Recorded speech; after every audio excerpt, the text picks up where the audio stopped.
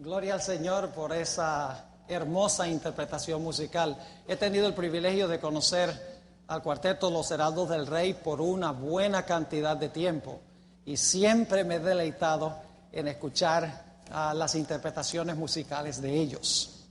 Antes de entrar a nuestro estudio esta noche, queremos pedir la bendición especial de Dios, así que les invito a inclinar sus rostros conmigo y vamos a orar. Padre Celestial, te damos gracias por habernos traído a este lugar esta noche. Te damos gracias por tu palabra, que es una guía segura en este mundo de rebelión y pecado.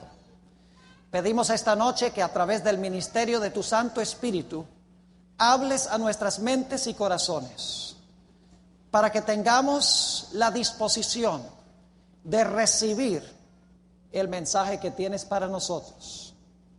Te damos gracias, Señor, porque podemos acercarnos en oración con la certeza de que tú nos escuchas. Y sabemos que tú has escuchado esta oración, porque te lo pedimos en el nombre precioso de Cristo Jesús, tu Hijo. Amén. Si trajeron sus Biblias esta noche, quiero invitarles a buscar el primer libro de la Sagrada Escritura, el libro de Génesis, el capítulo 2, y quiero leer los versículos 15 al 17. Génesis, el capítulo 2 y el versículo 15 al 17. Aquí está hablando de un árbol que colocó Dios en el huerto del Edén, el árbol que Dios le prohibió a Adán y Eva que comieran de él. Y dice allí, y quiero recalcar 3 puntos principales en estos versículos que vamos a leer. Dice: tomó pues Jehová Dios al hombre y lo puso en el jardín del Edén para que lo cultivase y lo guardase.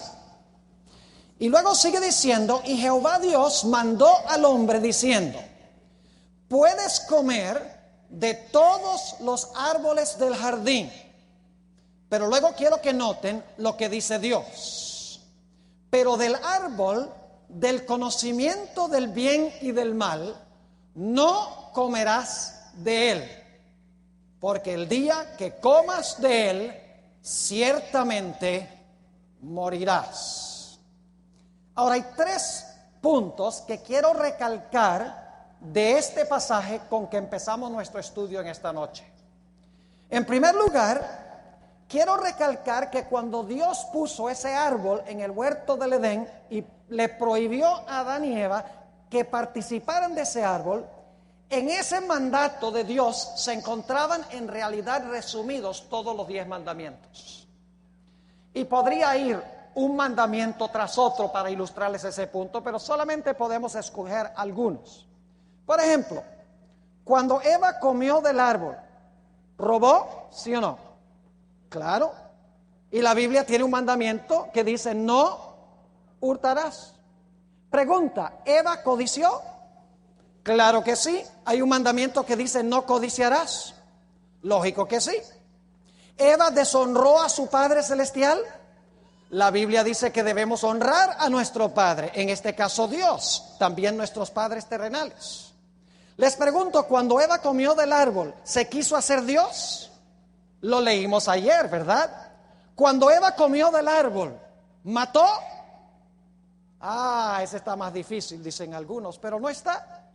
Porque como resultado de comer del árbol, la Biblia nos dice que Adán y Eva trajeron ¿qué al mundo? Trajeron la muerte al mundo. Es decir, que en este mandato único de Dios se encontraban resumidos todos los 10 mandamientos, y podría mencionarlos todos y demostrarles cómo cuando Adán y Eva desobedecieron este mandamiento, desobedecieron los principios de todos los 10 mandamientos de la ley de Dios. El segundo punto que quiero recalcar es que Dios le dijo a Adán y Eva que el mismo día que comieran de ese árbol iban a morir. Dios no les dijo: dentro de 1000 años van a morir, ni dentro de una semana van a morir. Les dijo: el día que ustedes coman del árbol, ese es el día que van a morir. Y inmediatamente afrontamos un problema. Y el problema es que Adán murió de 930 años. Obviamente Adán no murió ese mismo día. ¿Cómo explicamos el hecho de que Dios dijo: el día que comas del árbol vas a morir, Y Adán no murió ese día, murió de 930 años. Esta pregunta la vamos a contestar en el transcurso del estudio de esta noche. Otro punto que quiero recalcar de este pasaje es que cuando Adán y Eva escogieron pecar, pusieron en una situación muy difícil a Dios. Y les voy a explicar por qué. ¿Cuántos de ustedes creen que Dios es un Dios de absoluta justicia? ¿Creen que Dios es un Dios de absoluta justicia? ¿Creen que Dios es un Dios de absoluta misericordia también? Claro que sí. Pero ahora escuchen el dilema que tuvo Dios presentado por el problema del pecado. Satanás le dijo a Dios, mira, si tú no castigas el pecado, tú no eres justo. Porque tú mismo dijiste que la paga del pecado es muerte. Así que si tú no ejecutas la sentencia, si no destruyes al hombre como dijiste que iba a hacer cuando pecó, entonces tú no eres justo. Pero por el otro lado, Satanás le dijo a Dios, pero si tú castigas al hombre como prometiste que ibas a castigarlo, ¿cómo un Dios de amor y de misericordia va a destruir a sus criaturas? Es decir, Satanás puso un conflicto entre la justicia y la misericordia de Dios. Si no castigas al hombre, no eres justo. Pero si castigas al hombre, no eres misericordioso. Obviamente Dios tenía que implementar un plan que reconciliara su justicia con su misericordia. ¿Cómo podía Dios salvar al pecador y al mismo tiempo destruir el pecado? ¿Cómo podía castigar justamente el pecado y al mismo tiempo derramar su justicia y su misericordia sobre el ser humano? De eso vamos a estudiar esta noche, el fascinante tema del Evangelio que menciona la Sagrada Escritura. Y quiero que vayamos al libro de los Romanos, el capítulo 6 y el versículo 23. Romanos, el capítulo 6 y el versículo 23. Un versículo muy bien conocido probablemente por todos nosotros.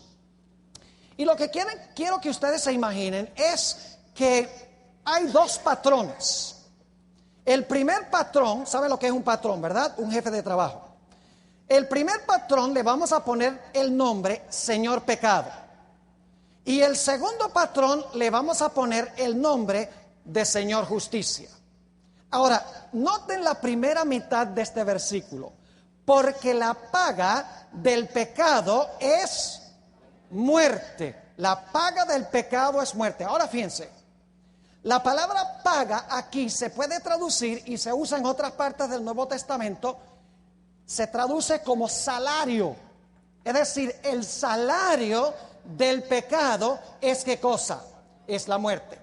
Es decir, el Señor pecado es el patrón. Y el salario que paga el Señor pecado es ¿qué cosa? El salario que paga el Señor pecado, la moneda con la cual él paga, es ¿qué cosa? Es la muerte.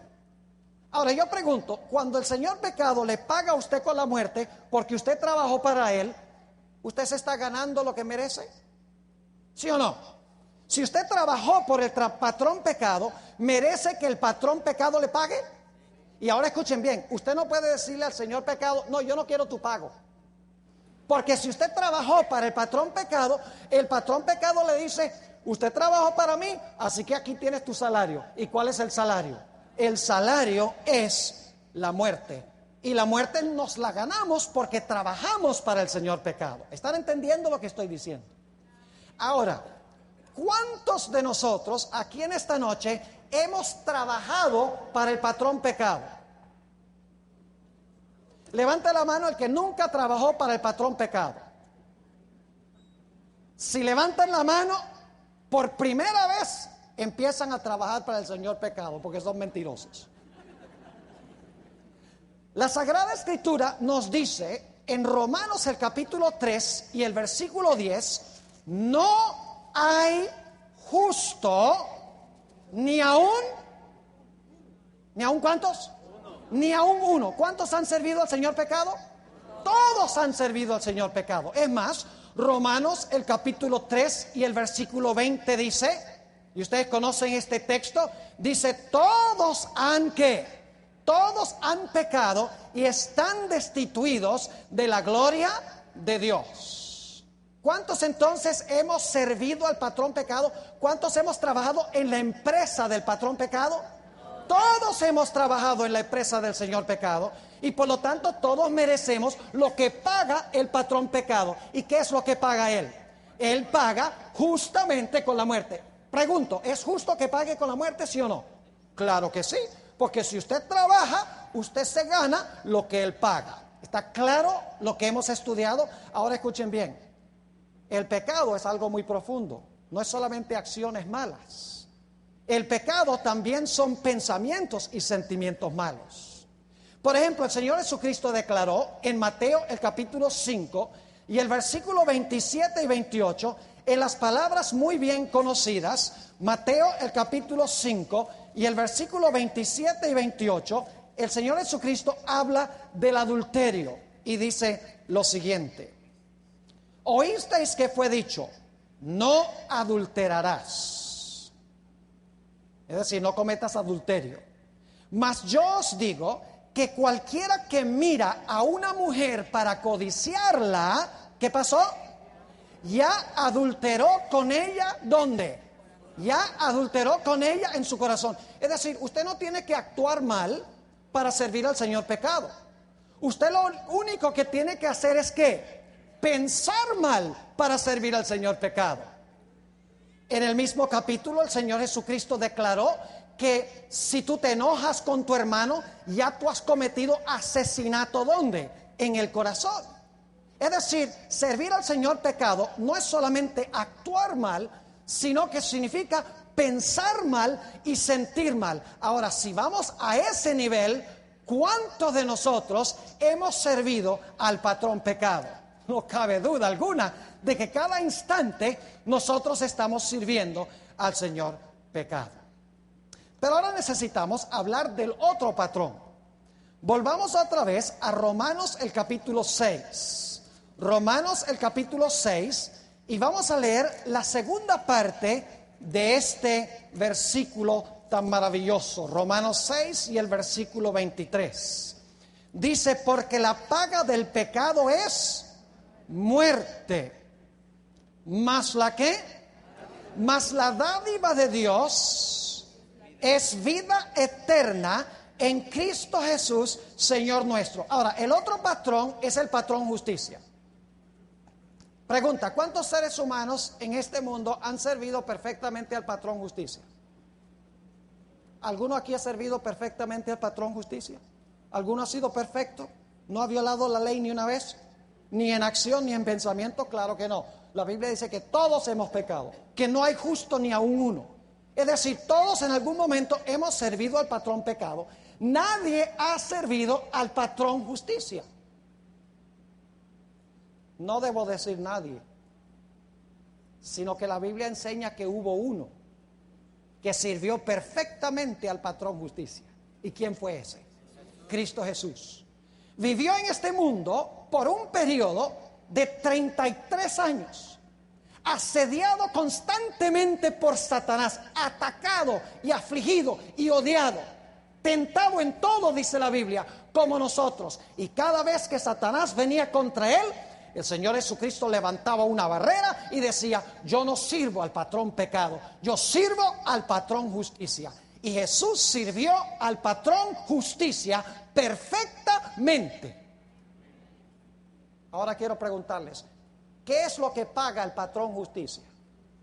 ¿Qué paga el patrón justicia? Los que me están escuchando vía satélite, ustedes pueden también contestar las preguntas a donde quiera que se encuentren, porque esto se está transmitiendo básicamente en todas las Américas, en el Caribe, Europa, todos los países donde hay gente de habla hispana. Espero que ustedes también estén contestando allá. Ahora, mi pregunta es esta. Si el Señor Jesucristo sirvió perfectamente al patrón justicia, ¿qué merecía el Señor Jesucristo? ¿Qué merecía? ¿Qué paga el patrón justicia? El patrón justicia paga vida eterna. ¿No es así? Pero mi pregunta es, ¿qué pago recibió Jesús? Si Jesús sirvió perfectamente al patrón justicia, Jesús debería haber gozado de ¿qué cosa? De vida eterna, porque eso es lo que paga el patrón justicia. Sin embargo, Jesús Fíjense qué interesante, que no sirvió al patrón pecado, recibió el salario del patrón pecado. Inmediatamente nos preguntamos por qué. ¿Por qué razón Jesús, quien sirvió perfectamente al patrón justicia, debería haber sido pagado con vida, no sirvió al patrón pecado? Sin embargo, no recibió el pago del patrón justicia, sino que recibió el pago del patrón pecado.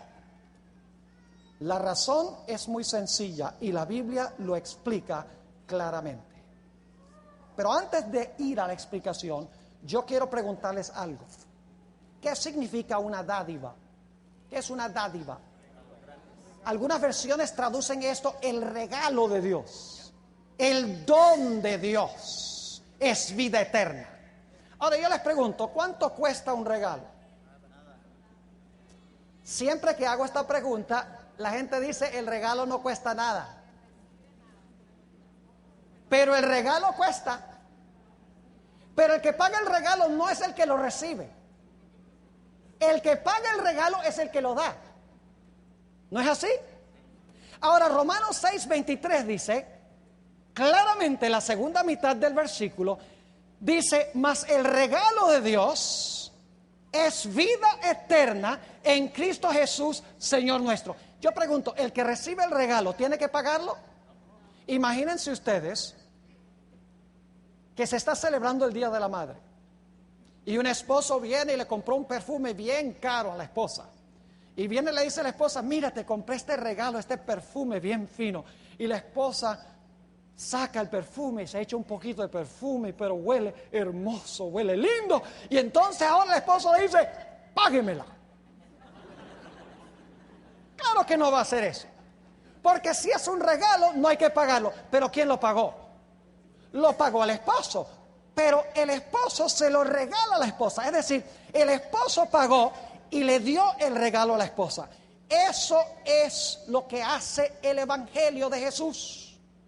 Ahora quiero que notemos algunos versículos de la Biblia que explican por qué Jesús recibió el salario del Señor pecado cuando Él sirvió al patrón justicia. Vayan conmigo a Gálatas el capítulo 3. El libro de Gálatas el capítulo 3. Y quiero leer aquí el versículo 13. Gálatas el capítulo 3 y el versículo 13. Un versículo probablemente muy bien conocido por todos nosotros. Dice esto: Cristo nos redimió ¿de la qué? De la maldición de la ley. Quiero preguntarles, ¿la ley es mala? Pero aquí dice que la ley nos maldice. ¿Nos maldice la ley? Sí. Dice que Cristo nos redimió de la maldición de la ley. Y algunos dicen, bueno, como la ley me maldice, la ley es mala. Permítame darles una ilustración para que podamos entender lo que estoy diciendo. Yo estaba recién llegado a la ciudad de Fresno, California, donde yo vivo. Y una noche había tenido una reunión, un culto, miércoles en la noche. Y había venido mucha gente y habíamos disfrutado mucho el estudio de la palabra del Señor. Y cuando me fui iba pero contento, animado, feliz, porque la gente había tenido una experiencia muy espiritual con el Señor. Así que arranqué de la iglesia, me fui a la calle número 1, avancé hacia el norte e iba a una velocidad 20 millas por encima del límite, sin darme cuenta, porque yo iba contento, yo iba en las nubes, con la cabeza en las nubes. Debería haber tenido los ojos en la carretera. Y después de dar la vuelta e ir hacia el norte un poco, de repente veo una luz de un policía atrás. Ay, digo yo, ahora sí estoy en problemas. Me paró, vino a la ventanilla del carro y me dice, licencia por favor. Le mostré la licencia, dice, ¿de dónde viene? Le dije, bueno, vengo de la iglesia adventista. Me daba casi vergüenza decirlo. Vine de la iglesia adventista. Y dice, ¿usted sabe por qué lo paré? Le dije, sospecho que sí. Por exceso de velocidad, ¿verdad? Dijo, sí. ¿Usted sabe que estaban dando 20 millas por encima del límite de velocidad en una zona de 45? Le dije, señor policía, usted tiene toda la razón, yo he infringido la ley. y me merezco el castigo. Me merezco el ticket. ¿Y sabe lo que hizo el policía? Me miró y me dijo, ¿usted es pastor adventista? Le dije, sí. Dice, mire, se la voy a perdonar por esta vez. ¿Podría usted llamar eso gracia? No es gracia. Déjeme explicarles por qué razón. Yo pregunto, ¿la ley justamente me condenaba, sí o no? ¿Debía yo recibir el castigo, sí o no? ¿Hizo bien el policía en perdonarme el castigo? No, porque la multa debería haberse ¿qué? Debería haberse pagado. O si no, la ley no se mantiene. La justicia exigía que yo pagara la multa. Ahora, ¿saben lo que hubiera sido lindo? Y claro, esto no pasa en la vida real. Que el policía venga a la ventana del carro y diga, señor, yo veo que usted está triste por lo que ha hecho, ¿verdad? Sí, yo estoy triste por lo que he hecho, estoy arrepentido. Y ¿de verdad está triste? Sí, estoy muy, muy triste de haber hecho lo que hice. El policía dice, mire, yo no le puedo perdonar la multa porque la ley exige que usted reciba el castigo. Si yo perdono a todo el mundo, la ley no tiene ningún efecto. Así que usted tiene que pagar la multa, pero sabe, como yo veo que usted está arrepentido, yo voy a ir a la jefatura y yo voy a pagar el ticket. Pregunto, ¿se satisfizo la justicia? ¿Se le dio a la ley lo que exigía? Claro que sí, pero ¿pagué yo? No, lo pagó él. ¿Me están entendiendo lo que estoy diciendo? ¿Por qué me maldijo a mí la ley? ¿Porque la ley era mala? No, porque yo era malo. Porque yo infringí, porque yo quebranté la ley tenía derecho a castigarme. Lo que está diciendo Galatas 3 y el versículo 13 es que Cristo me redimió de la maldición de la ley porque yo soy pecador, he quebrantado la ley. ¿Y cómo lo hizo Jesús? Dice, hecho, ¿qué cosa? Hecho por nosotros maldición. ¿Qué tomó Jesús sobre sí mismo? La maldición de la ley para que yo, que soy el pecador, no tuviera que tomar sobre mí mismo la maldición de la ley. Vayan conmigo a Isaías, el capítulo 53. Isaías, el capítulo 53. Una de las profecías mesiánicas más hermosas que encontramos en la Sagrada Escritura.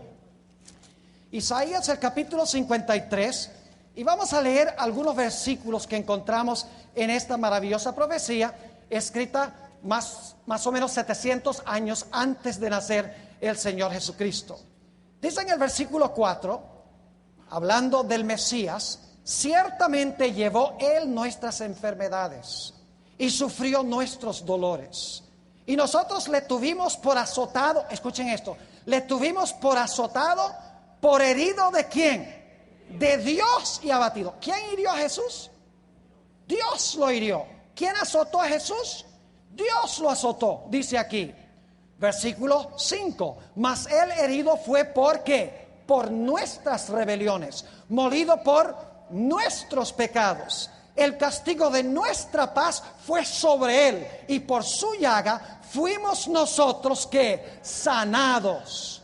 Todos nosotros nos descarriamos como ovejas, cada cual se apartó por su camino. Y ahora escuchen esto. Mas Jehová cargó en él el pecado ¿de quiénes? El pecado de todos nosotros. ¿Por qué sufrió Jesús el castigo o el pago del Señor justicia? No por Señor pecado, perdón. ¿Por qué razón? No porque sirvió al Señor pecado, sino porque Él estaba pagando lo que yo merecía pagar, la muerte y el castigo por causa del pecado. Ahora, todos nosotros sabemos en cuanto a las plagas del libro de Apocalipsis. ¿Han oído hablar de las plagas del libro de Apocalipsis? Esas plagas se derraman ¿de dónde? ¿Qué es lo que contiene esas plagas? Contiene la ira de Dios, pero ¿a dónde están las plagas? ¿A dónde están contenidas las plagas? Vayan conmigo a Apocalipsis. Apocalipsis, el capítulo 15 y el versículo 1. Apocalipsis, el capítulo 15 y el versículo 1. Dice aquí, vi otra señal en el cielo, grande y admirable, que eran 7 ángeles que tenían las 7 plagas postreras porque en ellas es consumada, ¿qué cosa? La ira de Dios. ¿Qué es lo que contiene las 7 plagas postreras? La ira de Dios. Ahora vayan conmigo, Apocalipsis 16:1. Dice allí: y oí una gran voz del templo que decía a los 7 ángeles: id y derramad las 7 copas. ¿A dónde está la ira de Dios? ¿Está en qué? Muy importante esto, está en copas. Dice: id y derramad las 7 copas de la ira de Dios sobre la tierra. Ahora yo pregunto, ¿cuántos seres humanos al final de la historia van o habrán sido pecadores en algún momento u otro? ¿Cuántos seres humanos? Todos. Sin embargo, la Biblia dice que al final de la historia van a estar viviendo en esta tierra un grupo que se conocen como justos y otro grupo que se conocen como pecadores. Ahora, ¿sobre quiénes van a caer las plagas? Las plagas van a caer sobre los pecadores. ¿Y qué va a pasar con los justos? Los justos van a ser protegidos ¿por quién? Por Dios. Pero mi pregunta es, si todos fueron pecadores, ¿por qué se derraman las copas de la ira de Dios, que la Biblia dice que los impíos tienen que beber? ¿Por qué se derrama sobre esos pecadores y no se derraman las copas para que las beban aquellos que se conocen como justos? ¿Están entendiendo mi pregunta? ¿Por qué solamente sobre un grupo si todos los seres humanos pecaron? Para entender la respuesta a esa pregunta, necesitamos regresar a la experiencia de Jesús. Vuelvan conmigo al Evangelio según San Mateo, el capítulo 26. Mateo, el capítulo 26, y vamos a leer el versículo 38. Mateo 26 y el versículo 27, perdón, y el versículo 38.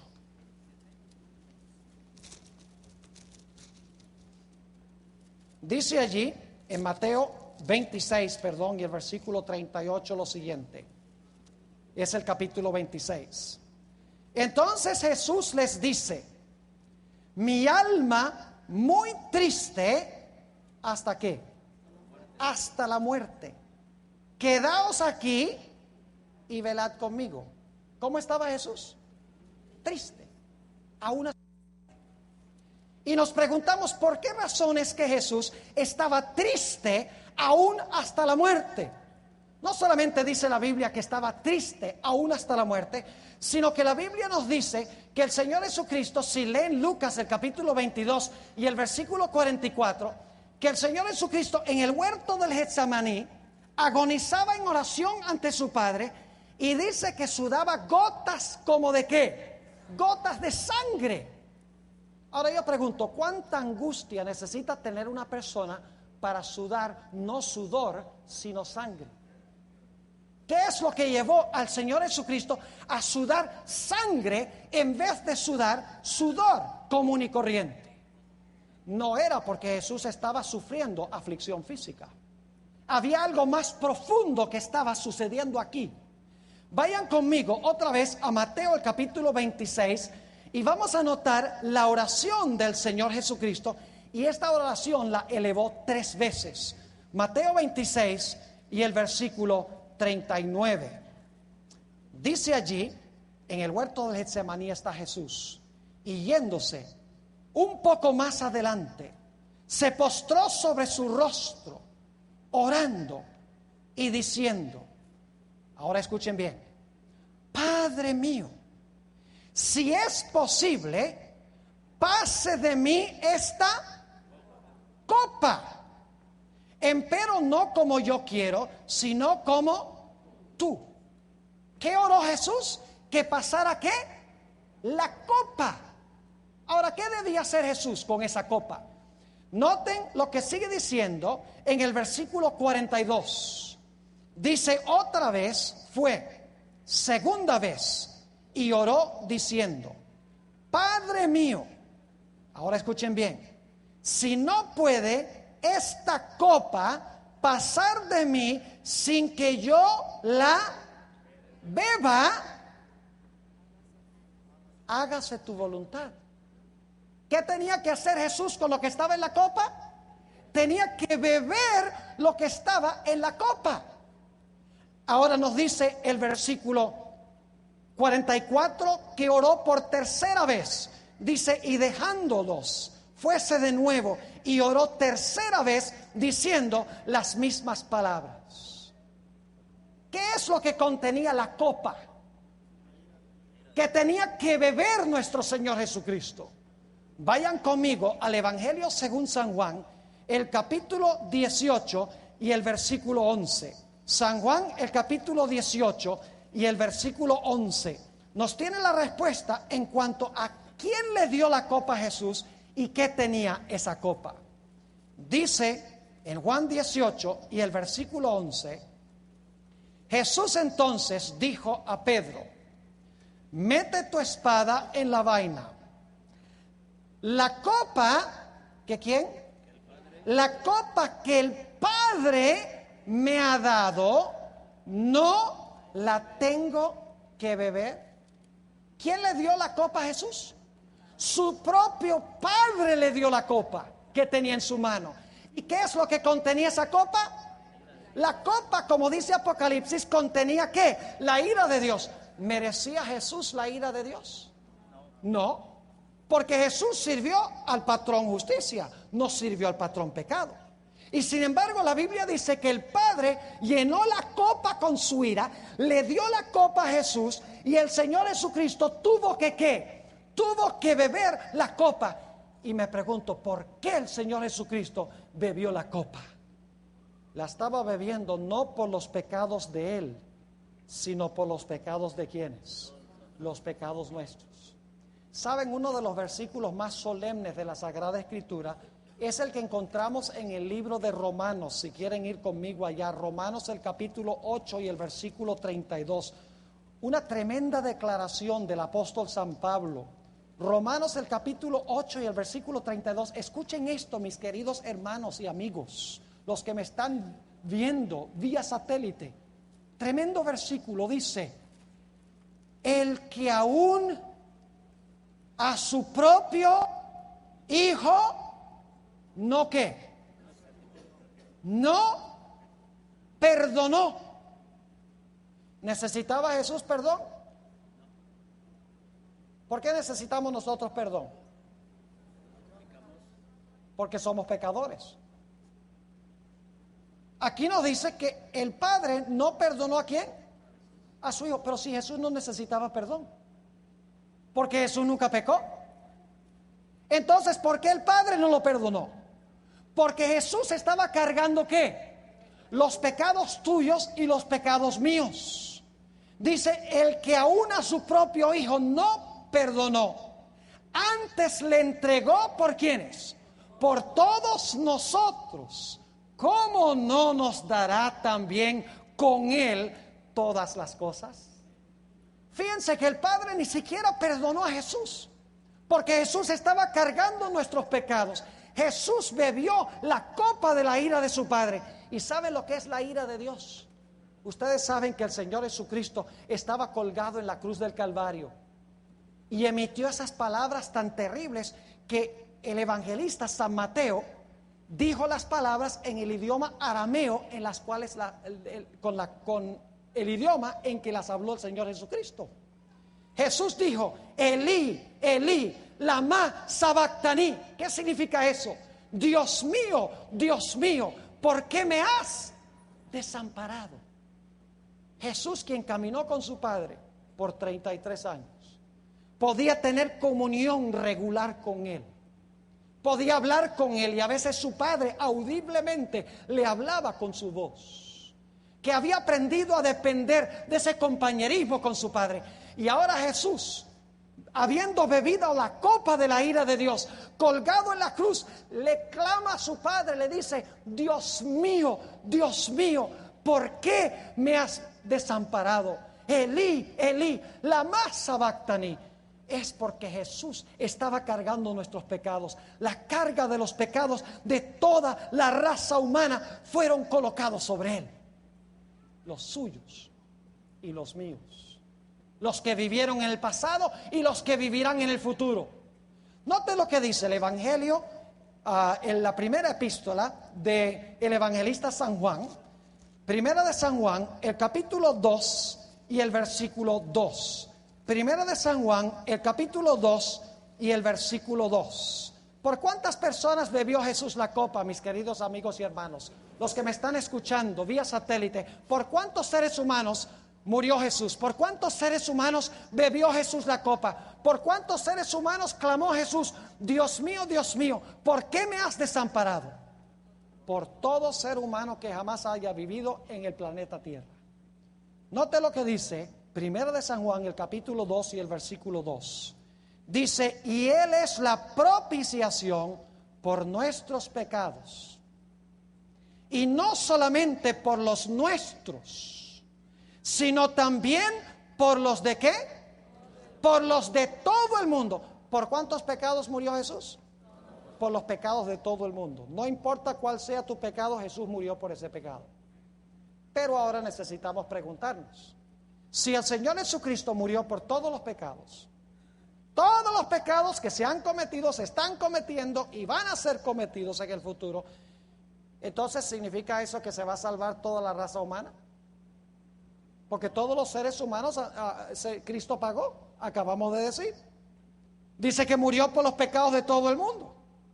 Entonces significa que como los pecados de todo el mundo han sido pagados, que todo el mundo entonces se va a salvar. La respuesta es lamentablemente que no.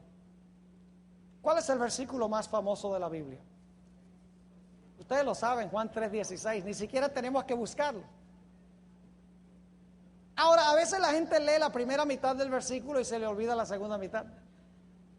La primera mitad del versículo dice, porque de tal manera amó Dios al mundo. ¿Por cuántos murió Jesús? Por el mundo.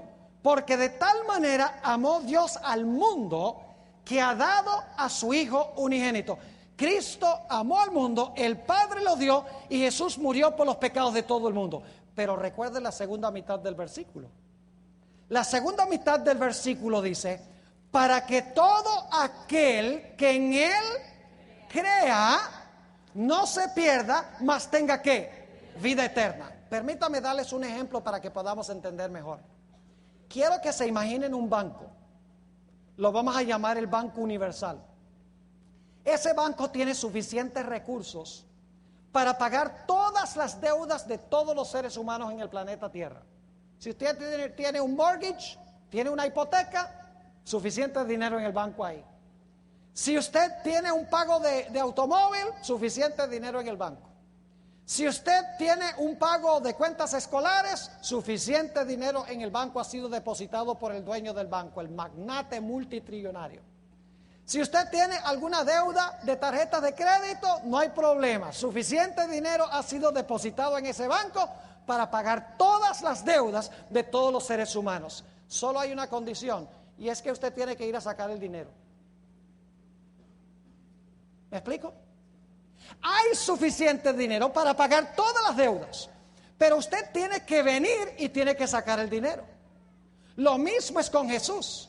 Cuando Jesús murió por los pecados del mundo, cuando Jesús bebió la copa, cuando Jesús clamó, Dios mío, ¿por qué me has desamparado? Jesús pagó por todos los pecados de todos los seres humanos, depositó, por así decirlo, en el banco del cielo el pago por todos los pecados.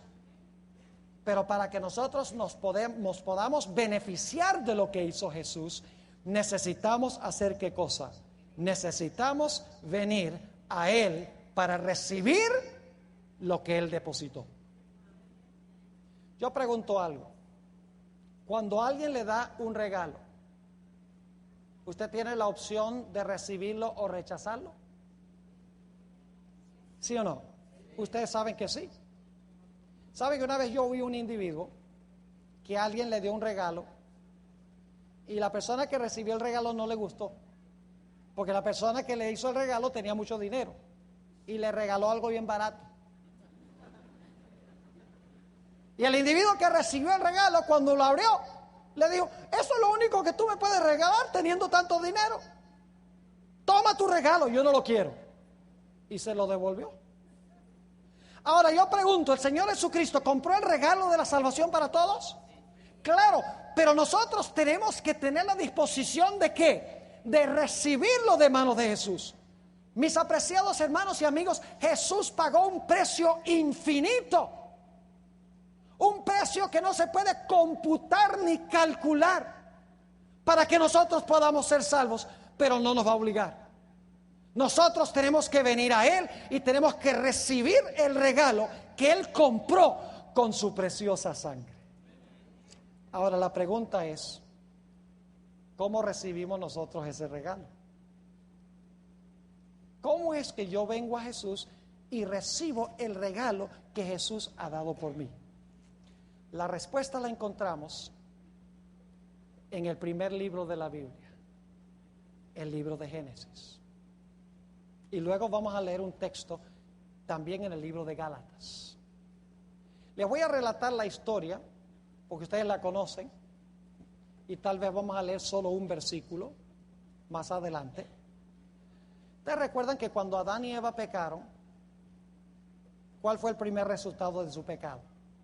¿Quedaron qué? Desnudos. Ahora, el problema no era desnudez física, era desnudez de su alma. Es decir, la gloria de Dios que cubría sus cuerpos se fue. La gloria de Dios es su justicia, su inocencia, su pureza, su santidad, se fue. Y Adán y Eva ahora se vieron desnudos. ¿Qué hicieron Adán y Eva para cubrir la vergüenza de su desnudez?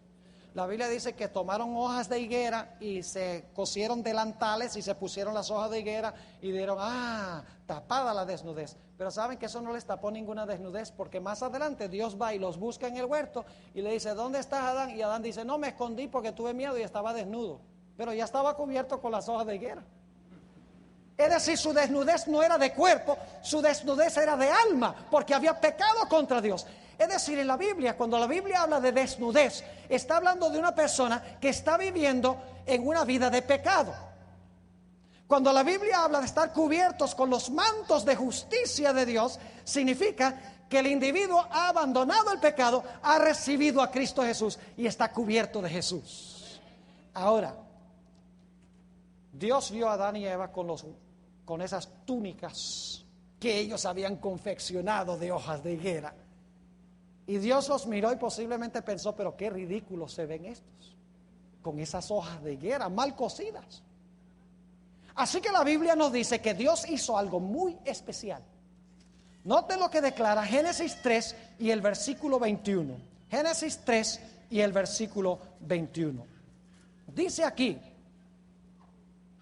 y Jehová Dios, ¿quién? Jehová Dios.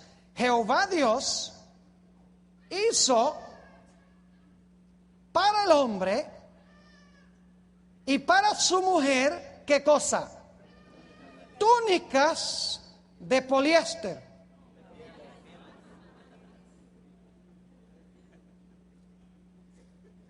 ¿Así es que dice? Hizo túnicas de algodón. No. Dice que Jehová Dios hizo al hombre y a su mujer túnicas de pieles. ¿Y qué? Y los vistió. ¿Qué necesita hacer usted para conseguir la piel de un animal? Usted tiene que matar al animal para conseguirle la piel. Ahora escuchen bien. Génesis 3 nos indica que esto está pasando el mismo día que Adán y Eva pecaron. El mismo día que ellos pecaron, se sacrificaron dos animales. Dice túnicas, plural. Y habían dos personas, Adán y Eva. Se sacrificaron dos animales ese día para cubrir la vergüenza de la desnudez de Adán y Eva. Ahora yo pregunto, ¿qué representaban esos animales? ¿Saben que la Biblia nos dice en Primera de San Pedro, el capítulo 1 y el versículo 18 al 20, que el Señor Jesucristo fue ordenado para morir por la raza humana desde antes de la fundación del mundo? Es decir, el plan para salvar al hombre se elaboró antes de que el hombre pecara. En caso de que el hombre pecara, Dios había hecho un plan para salvar al hombre. Y saben que Génesis 3:21, cuando se sacrificaron esos dos animales, era una indicación en la tierra de que en ese mismo instante el Señor Jesucristo se presentó delante de su Padre y dijo: Padre, yo pagaré. Yo voy a venir de acuerdo al plan en el futuro. Yo voy a sufrir el castigo del hombre. Yo voy a beber su copa. Yo voy a morir en su lugar. Y Dios lo anunció a través del sacrificio de esos dos animales, probablemente corderos. Esos corderos representaban al Cordero de Dios que quita el pecado del mundo, que iba a tomar sobre sí el castigo del ser humano para que nosotros pudiésemos ser cubiertos con su perfecta justicia. Ahora la pregunta clave es, ¿cuándo es que nosotros somos cubiertos con su perfecta justicia? Vayan conmigo a Gálatas el capítulo 3, un texto muy importante, Gálatas 3. ¿Cuándo es que Cristo nos viste a nosotros? ¿Cuándo es que estamos vestidos de Cristo? ¿Cuándo es que se cubre la vergüenza de nuestra desnudez? Note lo que dice el libro de Gálatas, el capítulo 3 y el versículo 26. Dice: porque todos sois hijos de Dios por la fe en Cristo Jesús. Y ahora escuchen el versículo 27. Porque todos los que habéis sido ¿qué? Bautizados en Cristo, de Cristo estáis vestidos o revestidos. Ahora mi pregunta es, ¿cuándo es que Cristo nos viste a nosotros?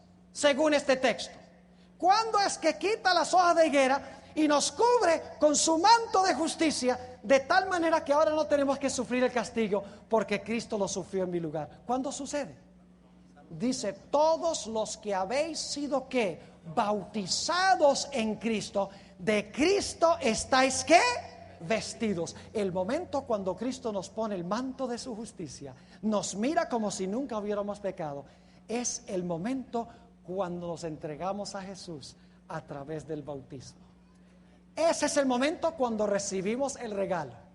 Ese es el momento cuando recibimos el pago.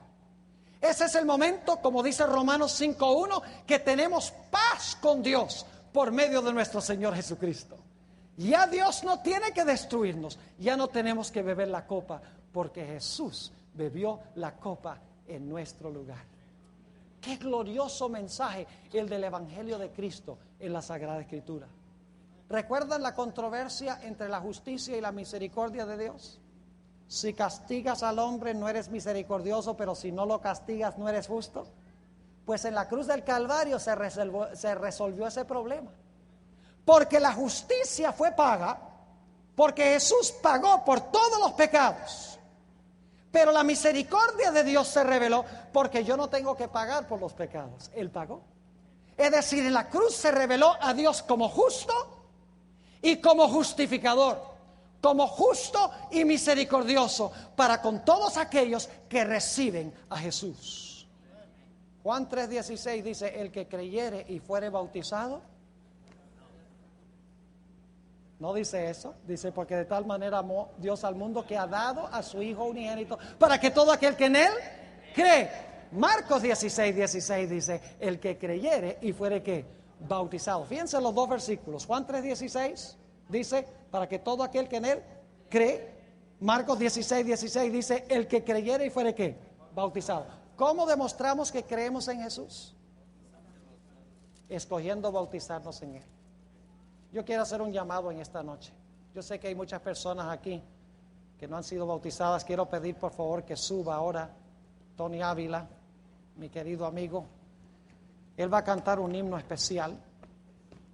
A medida que escuchamos las notas de este himno, él, dicho sea de paso, Tony está trabajando allá en el camión atrás. Él es el que pone las gráficas mientras yo estoy predicando, por eso se demora un poquito en llegar. Quiero que escuchemos el himno de Tony. Yo quiero hacer una invitación. Yo quiero preguntar, ¿cuántos de los que están presentes aquí en esta noche, de los que están escuchando y viendo vía satélite, donde quiera que estén, su pastor va a estar delante de la iglesia?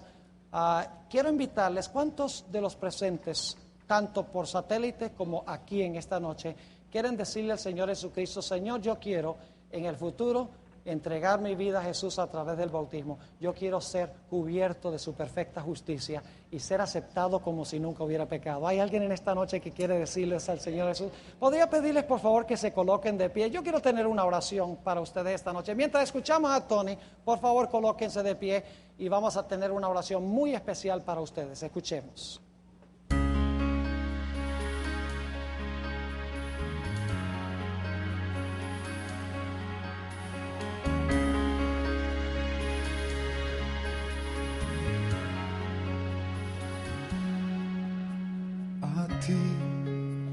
El alfa y la omega, el principio y el fin, y el gran yo soy, me rindo a ti, el todopoderoso, el que es y que será, y mi Salvador. Me entrego. Yo quiero que gobiernes mi vida. Me doy en sacrificio a ti. Yo quiero que tú ordenes mi caminar, que siempre viva en tu voluntad.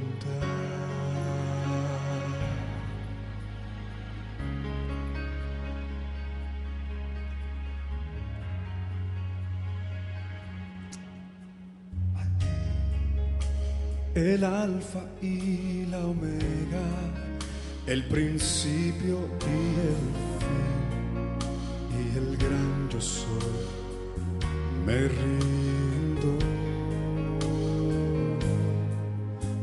a ti, el todopoderoso, el que es y que será, y mi Salvador.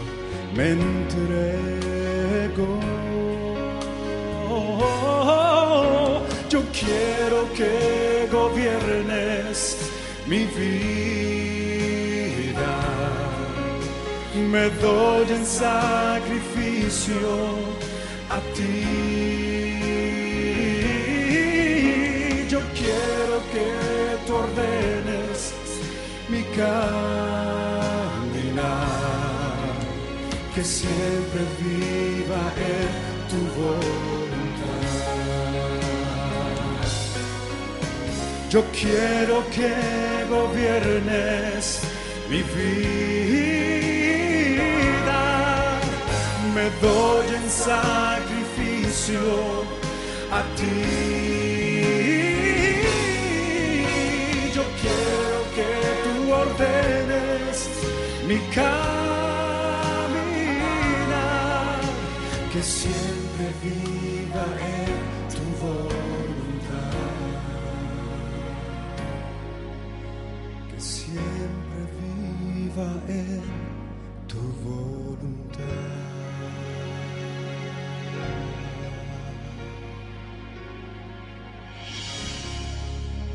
Amén. La señal de satélite está por irse. ¿Hay alguno más en esta noche que quiere venir al frente en este momento y decirle: Señor Jesús, yo quiero ser vestido de justicia, de tu justicia, quiero recibirte como mi Salvador? ¿Alguien más en esta noche antes de que yo tenga la oración? Damos gloria a Dios por todas estas personas que han venido al frente. Gloria al Señor. Yo sé posiblemente que hay más. Vengan. Este no es un compromiso conmigo, es un compromiso con el Señor Jesús. Es glorioso poder recibirlo como nuestro Salvador y como nuestro